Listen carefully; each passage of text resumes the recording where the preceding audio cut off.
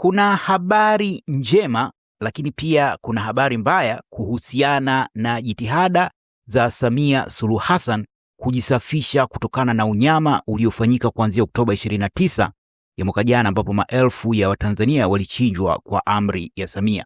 Habari njema ni kwamba jitihada za msaidizi wake mmoja ambaye aliteuliwa Novemba mwaka jana kufanya kazi ya kumsafisha zimegonga mwamba. Na hii ni habari njema kwa sababu sio tu zimegonga mwamba, lakini zimeambatana na muswada uliotengenezwa hivi karibuni katika bunge la Marekani kwa lengo la kumshughulikia Samia na watu wote wanaohusika na vitendo vya ukiukwaji wa haki za binadamu.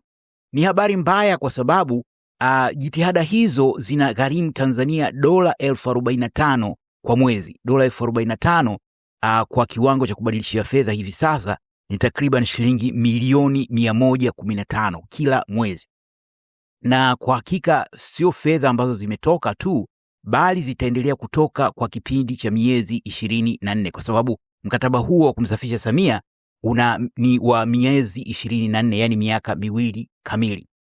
Taarifa kuhusu mkataba huo zilishawekwa hapa Jasusi TV, lakini leo lengo si kurudia kuhusu mkataba huo, bali mlolongo wa matukio yaliyojiri huko Marekani ambayo yamepelekea kugonga mwamba kwa hizo jitihada za Samia kujisafisha. Kwa hiyo makala hii inaeleza mlolongo hayo matukio tangu mwanzo na hadi ilipofikia hapa na jinsi gani ambavyo jitihada hizo zimefeli. Lakini kwa upande mwingine ni habari za uchungu kwa sababu tayari mamilioni ya fedha za Watanzania yameshapotea, na hadi mkataba huo utakapokamilika katika kipindi cha miezi 24, jumla ya shilingi bilioni 2.6 zitakuwa zimepotea. Hizo ni sawa na dola milioni 1,080,000 kwa fedha za Kimarekani. Kwa hiyo hadi mkataba utakapokamilika katika miezi 24, kiwango hicho kitakuwa kimepotea.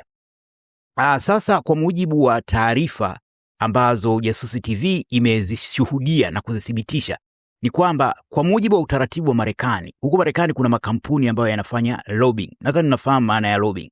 Ni kama wapiga debe wa namna fulani. Kwa hiyo haya makampuni yanakuwa yakilipwa kiwango fulani cha fedha, halafu yenyewe yanafanya jitihada za kufanikisha lile takwa. Yaani kwa mfano mtu anataka kukutana na Jasusi, kwa hiyo lobbyist atachukua pesa yako, halafu yeye atawasiliana na mimi, halafu ataweza kutekeleza kile unachokitaka kutoka kwangu, kama ni mawasiliano, kama ni kukutana na vitu kama hivyo. Kwa hiyo katika hili la Samia na Marekani kuna kampuni ambayo imelipwa hii ya lobbying, ambayo imelipwa na jukumu ambalo imepewa ni kumsafisha Samia kwanza, lakini pili kusafisha taswira ya Tanzania. Kama nilivyosema awali, kuna makala iliwekwa hapa Jasusi TV ilikuwa inaelezea kuhusu tukio hili.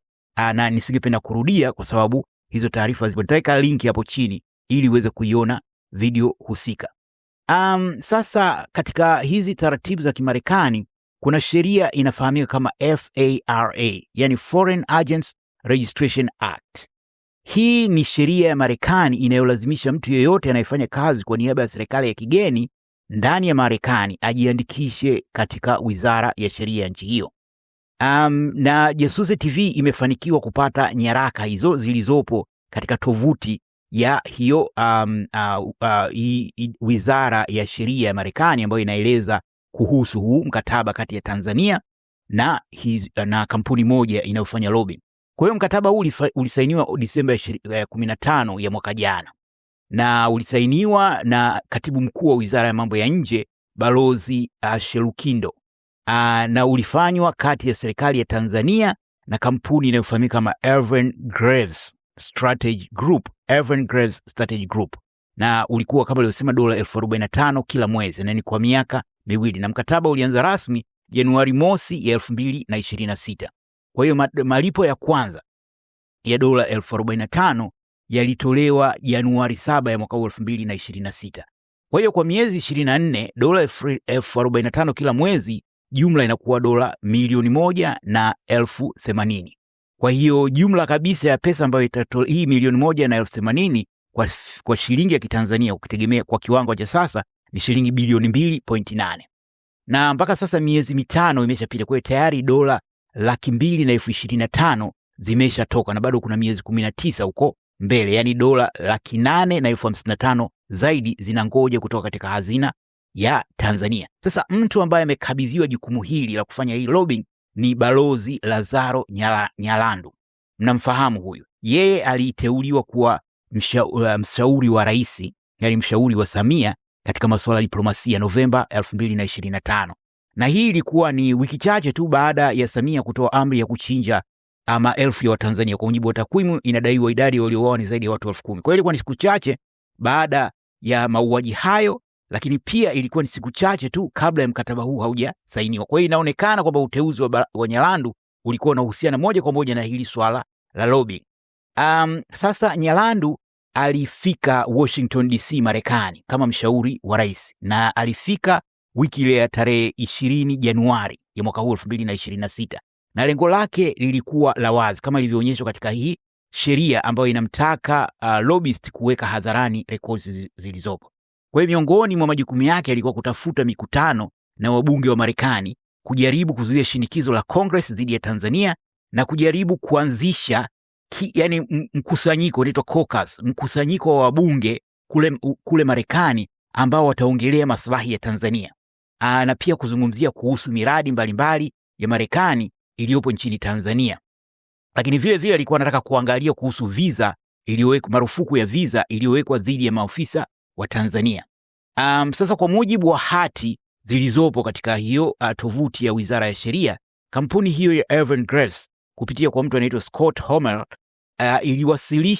iliwasiliana na wapanga ratiba wa wabunge 20. Wabunge wa Marekani wanakuwa na watu ambao wanashughulika na upangaji kama makatibu muhtasari vile ambao wanapanga.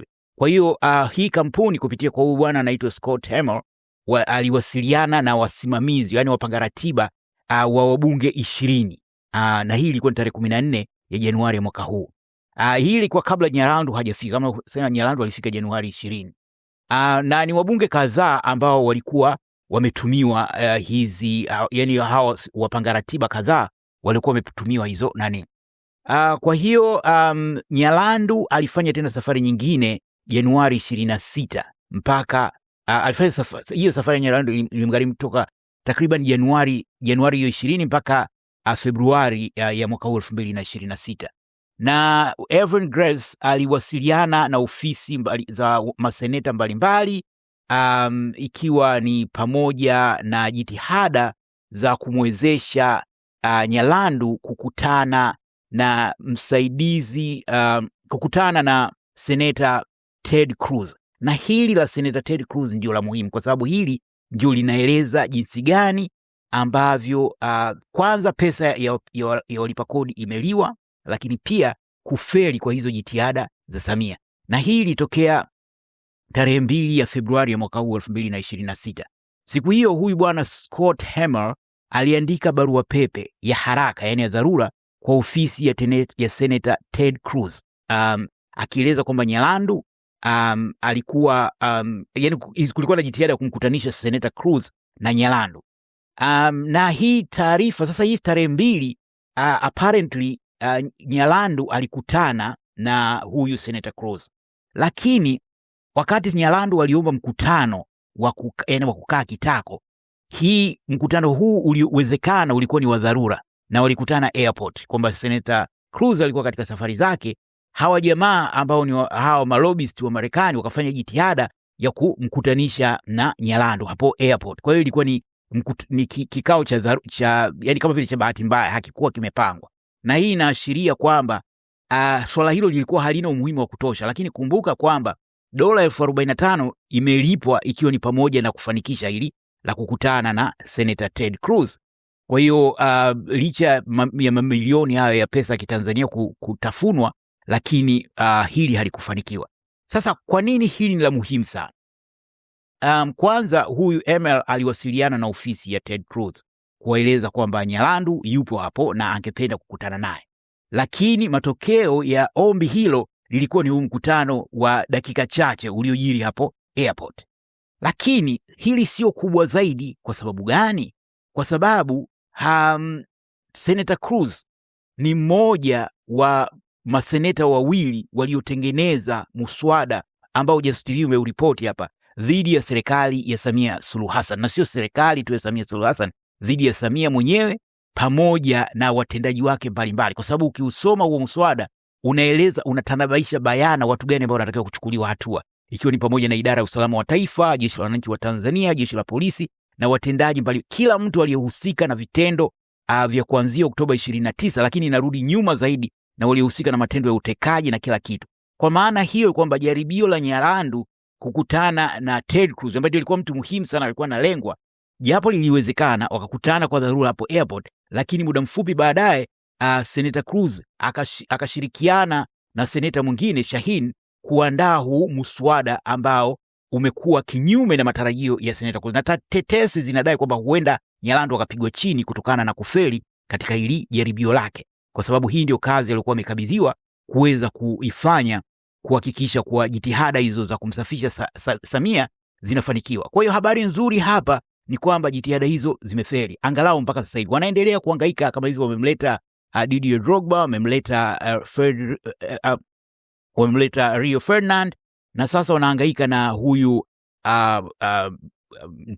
blogger wa Nigeria, huyu blogger wa Nigeria ambaye nimeripoti hapa juzi, ambaye yeye ametengeneza filamu ya kujaribu kujenga taswira kwamba yaliyojiri Oktoba 29 yalikuwa ni matokeo ya fedha zilizotoka kwa nchi za magharibi kwa kutumia wanaharakati wa Kitanzania na vijana wa Kitanzania kufanya kitu kama. Kwa hiyo ni katika kuhangaika, lakini angalau hili hapa linaweza kushukuru katika jitihada katika masuala haya, kwamba hata kidogo kinachopatikana kinakuwa cha nafuu, kwa sababu jitihada zao zinakwama. Hata hivyo ni muhimu kukumbuka kwamba jitihada hizi zinatumia fedha nyingi, kwa sababu hilo la Drogba na Rio, kwa mujibu wa taarifa ni kwamba takriban shilingi bilioni 3 imepotea.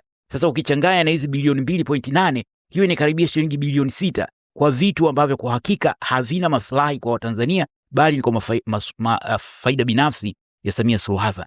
Je, una maoni gani kuhusiana na hili? Karibu utoe maoni yako hapo chini kwenye comment. Asanteni na kwaherini. Free audio post production by alphonic.com.